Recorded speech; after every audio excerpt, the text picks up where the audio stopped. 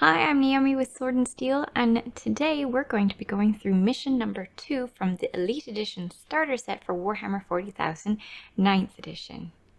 Now we're mission 1. If you haven't seen it, you may want to have a look at that first. It'll be in the description below, as will any other part of the series. Mission 1 was focused on movement and shooting, but this mission, mission number 2, will be focused on close combat as well as charging and a few other rules that may pop up as we play.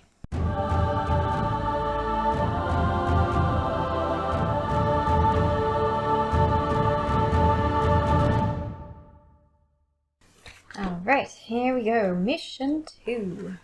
When the sound of battle can be heard in the distance, a Primaris captain rushes to the aid of his brothers. He soon discovers a canoptic scarab swarm lying between him and the assault intercessor squad.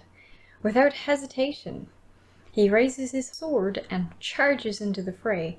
The scarab swarm in this case must be within 2 inches of each other because they are forming a single unit. Ooh, I guess this is where we introduce unit coherency. From this point on, your models will move and fight in a group called a unit. Whenever a unit is set up and has finished any type of move, each model in the unit must be within 2 inches horizontally of at least one other model from its unit. This is called unit coherency. Note that the Primaris captain is also a unit, but as he is a mighty character, he is the only model in a unit of his own. The victory conditions of this mission are for the captain to either take out the entire scarab swarm or the scarab swarm to defeat the captain. In each player's turn, there are phases. In this game, it will be movement phase, shooting phase, charging phase, and fighting phase. But in a full game of Warhammer 40K, there are additional phases on top of that. We won't get into those right now because they aren't relevant to this mission. So, Necron player, movement phase. Alright. And because I have a movement of 10, I'm gonna scoop my little butt up as far as I can go.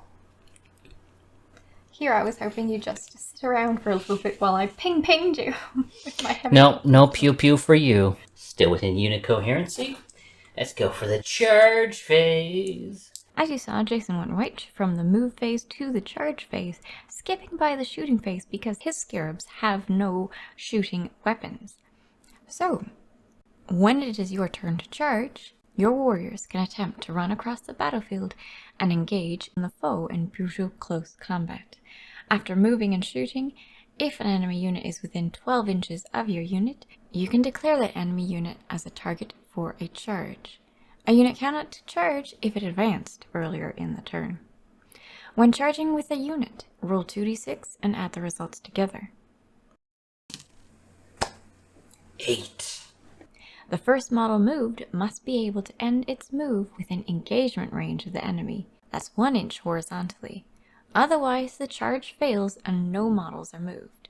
Here, and you.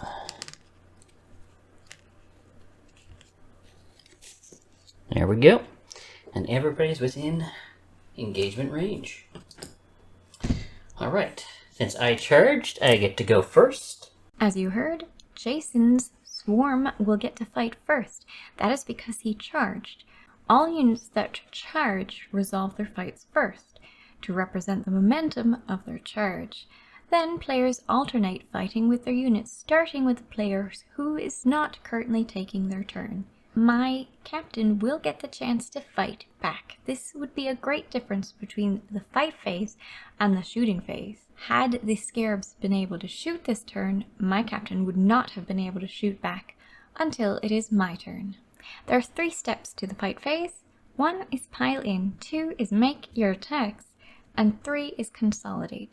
So piling in is meant to allow as many models as possible in your unit to get in engagement range with the enemy that you want to fight.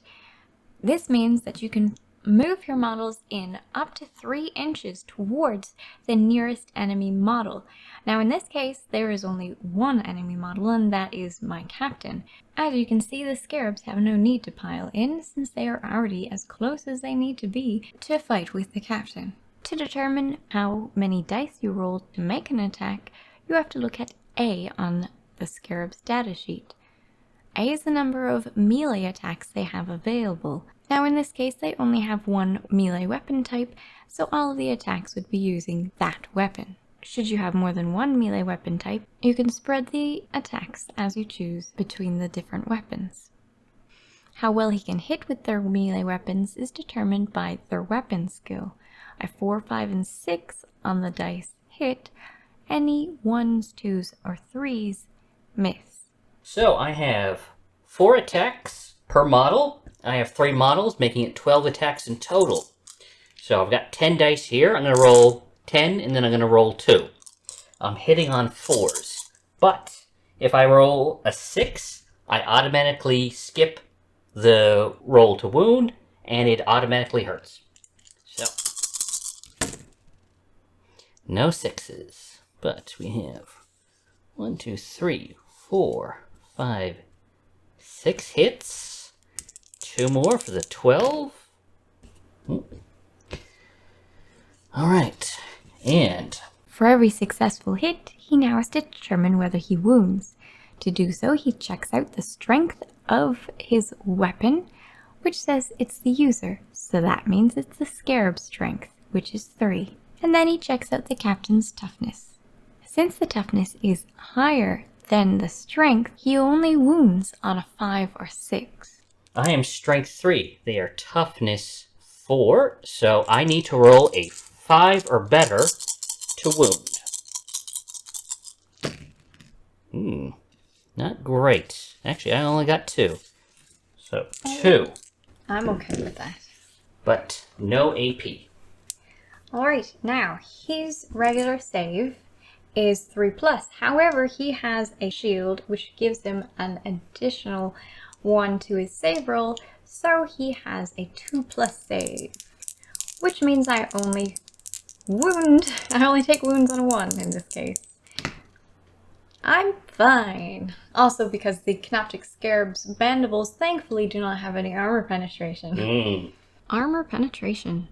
Some weapons are better at punching through armor than others, represented by the armor penetration or AP characteristic. When a player is making a saving throw for a model that has been successfully wounded, they must modify the roll using the armor penetration characteristic of the weapon that made the attack. For example, my captain's heavy bolt pistol has an AP of -1. This means that whenever a target like the Scarab Swarm is successfully wounded by it, 1 must be subtracted from Jason's saving throw. If a Canoptic Scarab Swarm is wounded by a heavy bolt pistol and a 3 is rolled for its saving throw, it fails because 3 minus 1 equals 2, which is less than the model's 6+ saving throw. Remember, only 6s succeed on saving throws of 6+ saves. I guess now that the Scarabs have completed their attack, Captain Gray can now go ahead with his attack. Let's see. He has 5 attacks. His weapon skill is 2+. So, just don't get any 1s. Yay! That is 5 hits. His weapon is +1, which means +1 to his original strength. So he has a strength of 5. Their toughness is 3. So wounding on 3. Which means I wound on 3s. I got 2 2s, and now his armor penetration, though, is -3. And my save characteristic is 6+. So that means it slices straight through my armor. And how much damage do I take per hit? Per hit is 2 damage. Weapons capable of dealing high damage can destroy a foe in a single blow. When resolving an attack with such a weapon, if a saving throw is failed, the target model loses 1 wound for each point of damage that weapon deals as determined by its damage characteristic. However, if a weapon does more damage than the wounds that a model has remaining, any excess damage is lost. It does not carry over to another model.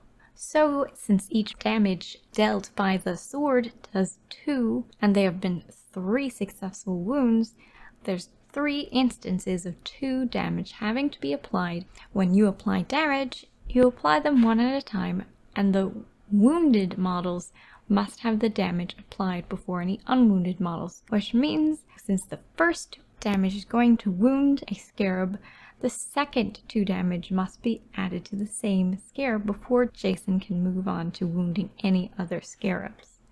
So how are you going to just assign those wounds? Well, the only thing I can do is 2 wounds, since they have 4 wounds each. So these 4 will take this one out. And that means this one right here is going to take damage, so we are going to put some wound counters on them. We're going to be using some Warcry wound counters. No, these did not come with the Elite Edition, but basically any small thing that probably is not a dice, so you don't get confused, works well to count up your wounds, so you don't forget that you had them taken. Alright, and that is the end of the combat phase. I think we're going into Space Marines, turn 1. Oh, excellent. Now, generally speaking, you cannot shoot in combat, but his weapon is a pistol, which allows me to shoot enemies that are within engagement range with my pistol. So I'm going to go ahead and do that. He is wielding a heavy bolt pistol, which means I have a pistol 1. My ballistic skill is 2+, so I hit on 2s. That is a hit. The pistol's strength is 4, their toughness is 3, so I hit on 3s. Oh. Which means I have a hit. There is a AP of -1, which again means that the scarabs cannot save. In this and case, it goes straight through. the damage though is just 1. So we'll switch these handy ones over to be 3. Oh, it's not looking good for the bugs. And note, when there is a wounded model, that has to take the wounds before any non-wounded model takes any wounds.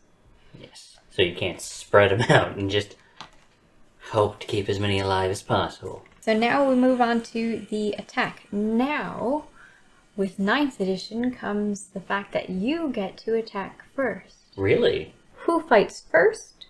All units that charge resolve their fights first to represent the momentum of their charge.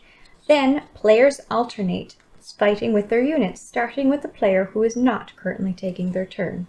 Now that I am down 1 model, I only have 8 attacks, so we'll be 8 attacks hitting on 4s. Ooh. So we have 2 automatic wounds. And these 3. So I'm wounding on 5s. Ooh, not bad. So 4 wounds. No AP. Nasty. Alright. Normally a 3+, but he has a shield, which means he's going to save on everything but a 1. And he's good. Ooh. Which means he now gets to go and fight back. He has 5 attacks. His weapon skill is 2. His weapon skill is 2+. That is 5 hits. He will wound on 3s. 2 fail. They automatically go through, and that is enough to wipe everybody out. So this will take 2 wounds, but it only has 1 left, so he's gone. Leaving the other 4 to just enough to wipe this unit out. And we have a turn 2 Space Marine victory. Thank you much for joining me again to play in the Elite Edition this time. Anytime. It's great fun. I imagine that we can scoot right through the other missions pretty quickly. Yes, that ended pretty quickly. It did not turn out the way I thought it was. I thought the bugs were just going to chew through them, but I had Storm Shield. Well, when I saw that he had a 2+, I saw that he had a 2+ saving throw, and you only wound on 5s and 6s, and you have no IP. I definitely thought that I thought they would take longer and do a little bit of damage for sure, but I did think the captain had it. Yeah. Yeah, I guess this mission is good, teaching you the importance of how important armor penetration is. Yes, that's so. My goodness, that's that was I really enjoy this, the way that they have this. So mission number 1, if you want to check out that video, is all about shooting and moving. And then this one showed you that I couldn't shoot in combat unless I had a pistol. Yeah. And also I showed close combat quite well, I think. We only had one turn or so about it, but it got the swing of things. Yeah, we got the You'd swing be of able to things. play multiple games as the Necron player tries to come back from this guy. They have to get into combat, and yet you might just meet an adversary who is going to He's going to stomp all over you. Basically, the bugs got stepped on. You're right. Yeah. He didn't even need a sword. He probably just needed a rolled up newspaper to just smack him. Yeah, he was unfazed. No. Not even a damage. No, he didn't even get phased a little bit. He was completely unfazed. I thought I would phase him just a little bit. I mean, to be honest, I thought I would phase him all the way, but he literally was unfazed the entire time. Well, I suppose his mind, he could hear his brothers fighting in the distance. It's like, I've got no time for this. Yes.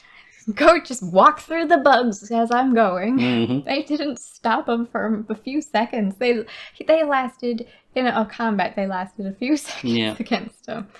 And interestingly enough, this mission is good for teaching you how in 9th edition, who actually goes first in combat, because it changed from 8th edition. I was here, up until now, I was convinced it was still the same, where whoever's turn it was got to pick which model fought first. And it's actually the opposite, and it spells it out quite explicitly there. So if you're trying to learn 9th edition, this is a great way to go. Yes, it's yeah. I know that it's absolutely for brand new players, and it's absolutely for people who want to train in brand new players. Yeah. But I mean, if you don't have the models and want a very quick and easy way to learn 9th edition, this seems to be the way. Recruit Edition is at a $60 value. This one is at a $119 one. And then the Command Edition is going to be at that $195 value, and also includes full set of terrain versus very nice terrain versus the simplified terrain that this one has. Yeah.